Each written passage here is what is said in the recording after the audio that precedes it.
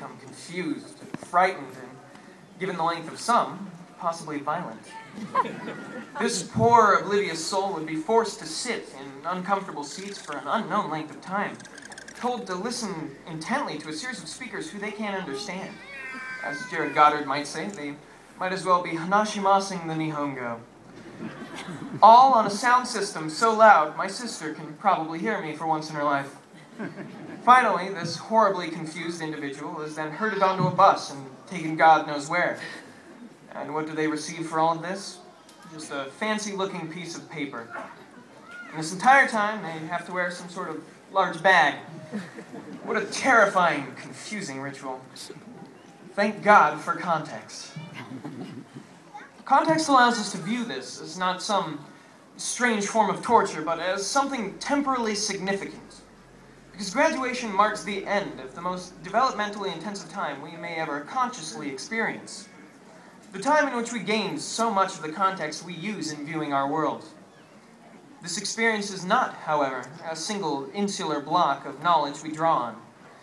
Evolves, develops and grows, youth to adulthood to old age, becoming an increasingly unique worldview shaped by more hands than we can ever know. And it is this vast thing that each of us will use, in turn, to build and create our own lives, our own realities. Whether consciously or subconsciously, it will always be there. And this thing with the bags, it marks the exposure of this small, unique seed we hold now to the world. Marks its first real glimpses of sun, rain, and clouds. As it will grow, so will we. We move forward to be shaped by things with wider reaches than our parents and hometowns. We will get older, and we will do things. Probably a lot of mundane, unimportant things. Maybe some important things, and if we're lucky, or perhaps unlucky, maybe someone here will be a big name somewhere. But truthfully, a big name isn't everything. Rich, famous men can die better and alone, and a pauper happy and full of love. What is money or fame if it doesn't make you happy? Now, if it truly does, by all means, go and buy a baseball team and a jet ski. But if not, then let us please be satisfied with smaller things.